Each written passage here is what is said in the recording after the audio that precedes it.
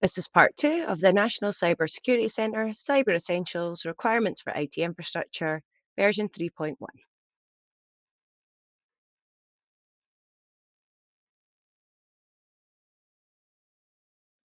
Requirements for firewalls. You must protect every device in scope with a correctly configured firewall or network device with firewall functionality. Information. Most desktop and laptop operating systems now come with a software firewall pre-installed. We advise that these are turned on in preference to a third-party firewall application. For all firewalls or network devices with firewall functionality, your organization must change default administrative passwords to a strong and unique password, see password-based authentication, or disable remote administrative access entirely. Prevent access to the administrative interface used to manage firewall configuration from the internet, unless there's a clear and documented business need and the interface is protected by one of the following controls: MFA, an IP allow list that limits access to a small range of trusted addresses combined with a properly managed password authentication approach. Blocked authenticated inbound connections by default. Ensure that inbound firewall rules are approved and documented by an authorized person and include the business need in the documentation. Remove or disable unnecessary firewall rules quickly when they are no longer needed.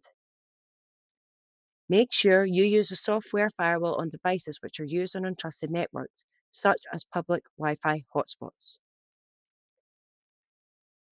Secure configuration applies to servers, desktop computers, laptops, tablets, mobile phones, thin clients, IaaS, PaaS, SaaS. Aim: ensure that computers and network devices are properly configured to reduce vulnerabilities, provide only the services required to fulfill their role. Introduction. The default configurations of computers and network devices aren't always secure.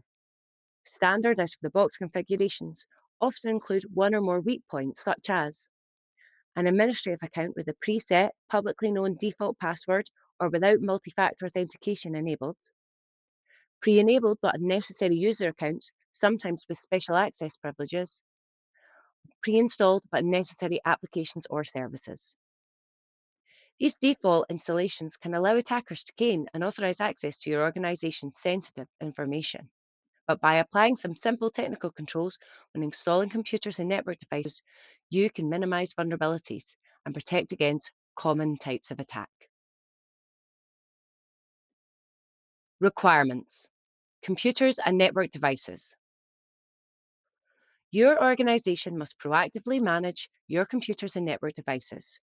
You must regularly remove and disable unnecessary user accounts, such as guest accounts and administrative accounts that won't be used. Change any default or guessable account passwords. See password-based authentication.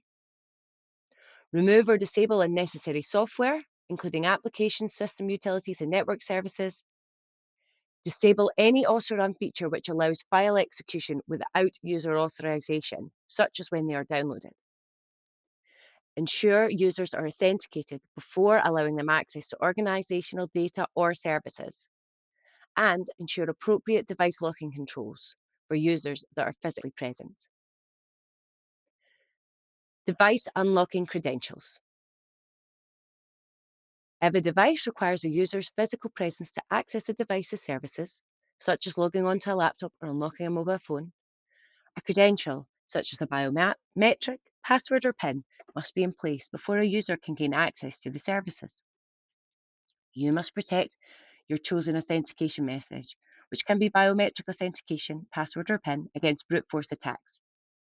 When it's possible to configure, you should apply one of the following: throttling the rate of attempts so that the number of times a user must wait between attempts increases with each unsuccessful attempt.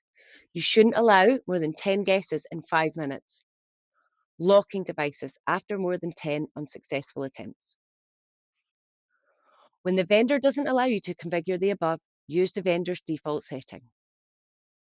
Technical controls must be used to manage the quality of credentials. If credentials are just to unlock a device, use a minimum password or PIN length of at least 6 characters. When the device unlocking credentials are also used for authentication, you must apply the full password requirements to the credentials described in User Access Controls. Security Update Management applies to servers, desktop computers, laptops, tablets, mobile phones, firewalls, routers, IaaS, PaaS, and SaaS. Aim: ensure that devices and software are not vulnerable to known security issues for which fixes are available.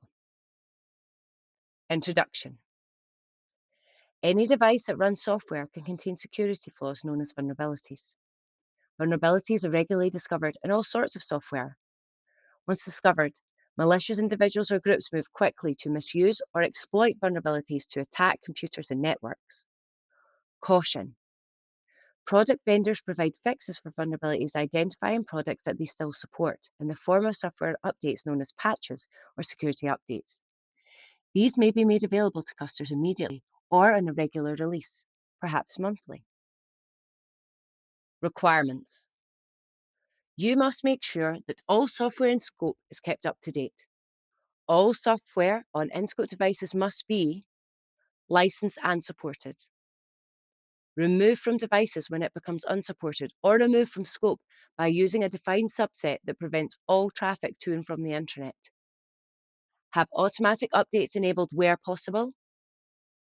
Be updated, including applying any manual configuration changes required to make the update effective within 14 days of an update being released where the update fixes vulnerabilities described by the vendor as critical or high risk. The update addresses vulnerabilities with a CVSS version 3 base score of 7 or above. There are no details of the level of vulnerabilities the update fixes provided by the vendor. Please note, for optimum security, we strongly recommend, but it's not mandatory, that all release updates are applied within 14 days of release. It's important that updates are applied as soon as possible. 14 days is considered a reasonable period to be able to implement this requirement. Any longer would constitute a serious security risk, while a shorter period may not be practical. Information: if the vendor uses different terms to describe the severity of vulnerabilities, see the precise definition in the Common Vulnerability Scoring System, CVSS. For the purposes of the Cyber Essentials Scheme, critical or high-risk vulnerabilities are those with a CVSS3 score of 7 or above or are identified by the vendor as critical or high risk. Caution: some vendors release security updates for multiple issues with differing security levels as a single update. If such an update covers any critical or high-risk issues, then it must be installed within 14 days. User access control applies to servers, desktop computers, laptops, tablets, mobile phones, IaaS, PaaS, and SaaS. Aim: ensure that user accounts are assigned to authorized individuals only. Provide access to only those applications, computers, and networks the user needs to carry out their role. Introduction: every active user account in your organization facilitates access to devices and applications and to sensitive business information. By making sure that only authorized individuals have user accounts and that they're only granted as much access as they need to carry out their role, you reduce the risk of information being stolen or damaged. Compared to normal user accounts, accounts with special access privileges have enhanced access to devices, applications, and information. If these accounts are compromised, an attacker could take advantage of their greater accesses to corrupt information on a large scale, disrupt business processes, or gain unauthorized access to other devices in the organization. Administrative accounts are especially highly privileged. For example, these accounts typically allow the user to execute software that can make significant and security-related changes to the operating system, make changes to the operating system for some or all users, and create new accounts and allocate privileges. All types of administrators will have this kind of account, including domain administrators and local administrators. This is important because if a user opens a malicious URL or email attachment, The malware would typically be executed with the same privilege level of the user's account. This is why it's important to take special care allocating and using privileged accounts. Example: Jody is logged in with an administrative account. If Jody opens a malicious URL or email attachment, any associated malware is likely to acquire administrative privileges. Unfortunately, this is exactly what happens. Using Jody's administrative privileges, a type of malware known as ransomware encrypts all of the data on the network and then demands a ransom. The ransomware was able to encrypt far more data than would have been possible with standard user privileges, making the problem that much more serious. Requirements. Your organization must be in control of your user accounts and the access privileges that allow access to your organizational data and services. It's important to note that this also includes third-party accounts, for example, accounts used by your support services. You also need to understand how user accounts authenticate and manage the authentication accordingly. This means that your organization must have in place a process to create and approve user accounts, authenticate users with unique credentials before granting access to applications or devices, remove or disable user accounts when they're no longer required, for example, when a user leaves the organization or after a defined period of account inactivity, implement MFA where available. Authentication to cloud services must always use MFA. Use separate accounts to perform administrative activities only. No emailing, web browsing, or other standard user activities that may expose administrative privileges to avoidable risk. Remove or disable special access privileges when no longer required, when a member of staff changes role, for example. Password-based authentication. All user accounts require the user to authenticate. Where this is carried out using a password, you should put in place the following protective measures. Passwords are protected against brute force password guessing by implementing at least one of multi-factor authentication, throttling the rate of attempts so that the number of times the user must wait between the attempts increases with each unsuccessful attempt. You shouldn't allow more than 10 guesses in 5 minutes. Locking devices after no more than 10 unsuccessful attempts. Use technical controls to manage the quality of passwords.